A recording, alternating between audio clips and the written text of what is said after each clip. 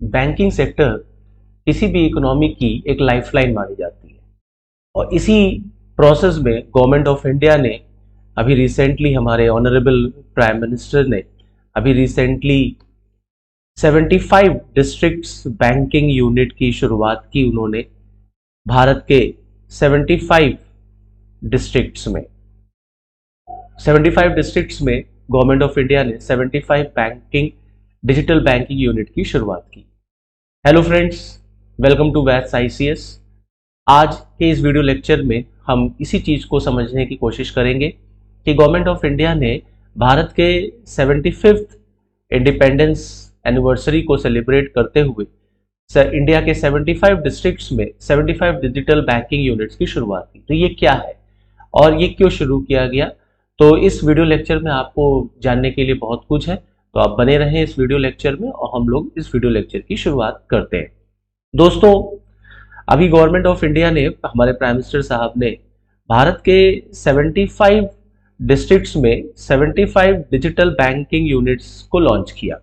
इसका इनॉग्रेशन हुआ कि इंडिया के 75 डिस्ट्रिक्ट्स में गवर्नमेंट 75 डिजिटल बैंकिंग यूनिट को शुरू करेगी और इसके लिए गवर्नमेंट ऑफ इंडिया ने कमर्शियल बैंक्स को और पेमेंट बैंक्स को और प्राइवेट सेक्टर बैंक्स को लाइसेंस दिया है रिजर्व बैंक ऑफ इंडिया के थ्रू।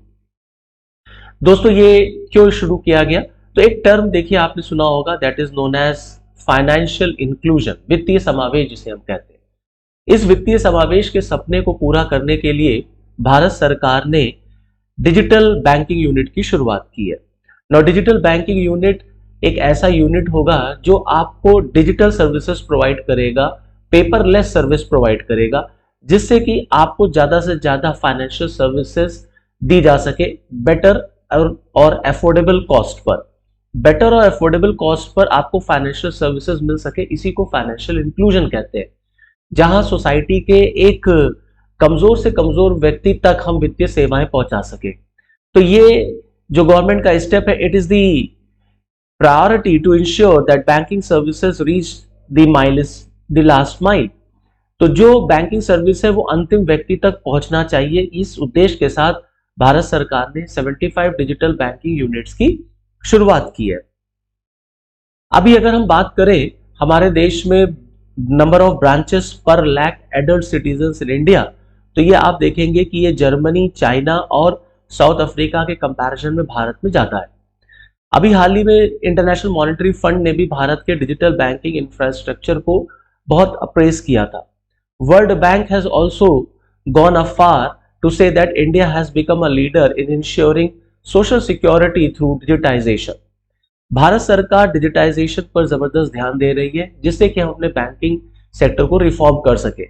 और बैंकिंग सेक्टर का रिफॉर्म जो होता है वो किसी भी देश की इकोनॉमी को बूस्टअप करने के लिए बहुत जरूरी होता है। इसी बैंकिंग सेक्टर को रिफॉर्म करते हुए और लोगों तक, बैंकों को पहुंचाते हुए, लोगों तक बैंकों को या बैंकिंग सर्विसेज को पहुंचाने की दिशा में ही हमने एक डिजिटल बैंकिंग यूनिट शुरू किया। तो दोस्तों, ये डिजिटल बैंकिंग यूनिट क्या करेगा, इसमें क्या काम होगा? तो ये डिजिटल बैंकिंग यूनिट बेसिकली आपको फाइनेंशियल इंक्लूजन से मूव कराते हुए फाइनेंशियल रिवोल्यूशन की तरफ लेकर के जाएगा। जो फाइनेंशियल इंक्लूजन का कॉन्सेप्ट जिसको लेके हम लोग चले, अब गवर्नमेंट उसको फाइनेंशियल रिवोल्यूशन में कन्वर्ट करना चाहती है। डिजिटल बैंकिंग यूनिट के थ्रू गवर्नमेंट आपको गुड गवर्नेंस और बेटर सर्विसेज डिलीवरी देना चाहती है, जिससे कि आपके लाइफ में और इजीनेस को हम बढ़ा सके। गवर्नमेंट का मोटिव है कि पब्लिक की लाइफ और इजी होनी चाहिए। Government of India digital banking unit के थ्रू मिनिमम इंफ्रास्ट्रक्चर में वो मैक्सिमम सर्विसेज आपको देना चाहती है। तो digital banking units will further financial inclusion and will enhance banking experience to citizens. Now, digital banking unit is a big step in the direction of ease of living for the common citizen, as per the Prime Minister. तो digital banking unit आपको maximum services देगी in your minimum infrastructure. यहाँ पर paperless work होगा, सारा काम digital platform पर होगा और शहरों और गांव दोनों को इसमें शामिल किया जाएगा, जिससे कि शहर और गांव दोनों के लोगों को हम ज्यादा से ज्यादा बैंकिंग सर्विसेज से जोड़ सके। Now, the Prime Minister pointed out that the two areas on which the government worked simultaneously Now the first area is reforming, is strengthening and making the banking system transparent, and secondly the financial inclusion. बैंकों में reform, बैंकों को मजबूत करना, strengthen करना और banking system को transparent बनाना, साथ ही साथ फाइनेंशियल इंक्लूजन को बढ़ावा देना, यही गवर्नमेंट की टॉप प्रायोरिटीज पर है जिसपे सरकार काम कर रही है. Now the banking, as far as the banking sector is included, the Prime Minister said that today more than 99% of the villages in India have a bank branch.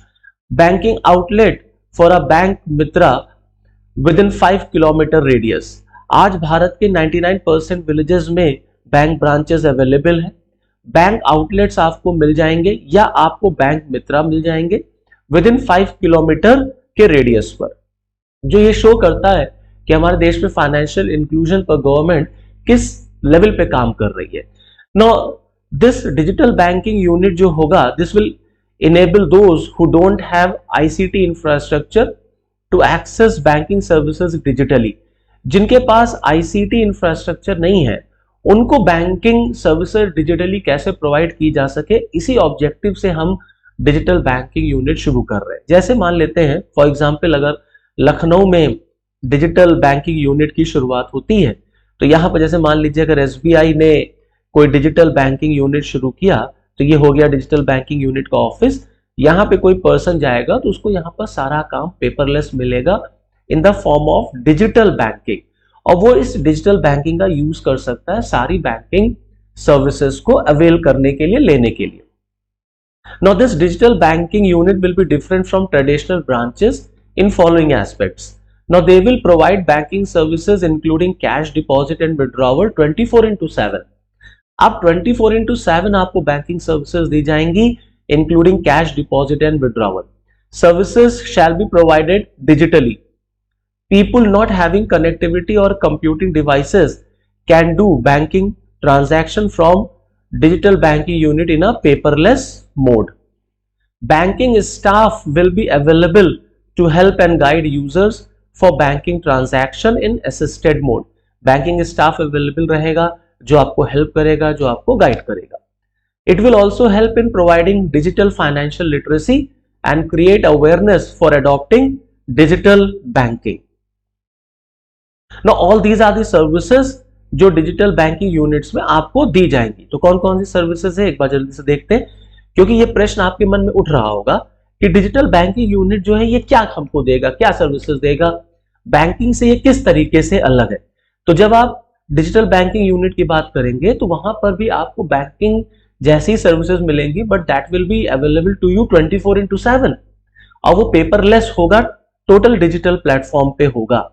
जैसे for example opening of saving account, balance check, print passbook, transfer of the fund, investment in FD, loan application, stop payment instructions for cheque issued, application for credit and debit card, view statement of account, pay tax, pay bill and make nomination etcetera. तो overall जो काम हम लोग banking में करते हैं अपने branch में जाके, वो सारा काम आपको जो है डिजिटल बैंकिंग यूनिट भी आपको देगा. Okay, this digital banking unit का जो एस्टैब्लिशमेंट हुआ है, जो गवर्नमेंट ने अभी, प्राइम मिनिस्टर साहब ने अभी इनॉग्रेट किया, एक्चुअली में इसका अनाउंसमेंट जो है वो 22-23 के बजट में फाइनेंस मिनिस्टर निर्मला सीतारमण जी ने किया था कि वो 75th ईयर ऑफ इंडिपेंडेंस को डेडिकेट करेंगी, कोमोरेट करेंगी with setting up of 75 digital banking unit in 75 districts. Okay, तो उसी बजट की स्पीच को आगे बढ़ाया गया.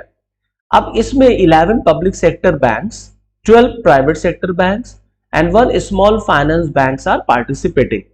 11 पब्लिक सेक्टर बैंक और 12 प्राइवेट सेक्टर बैंक और एक स्मॉल फाइनेंस बैंक अभी फिलहाल अपना डिजिटल बैंकिंग जो है वो एस्टैब्लिश करेंगे, ऐसा गवर्नमेंट की तरफ से आया है. Okay, so this was all from this video lecture about digital banking unit. I hope आपको समझ में आया होगा. Thank you and all the best.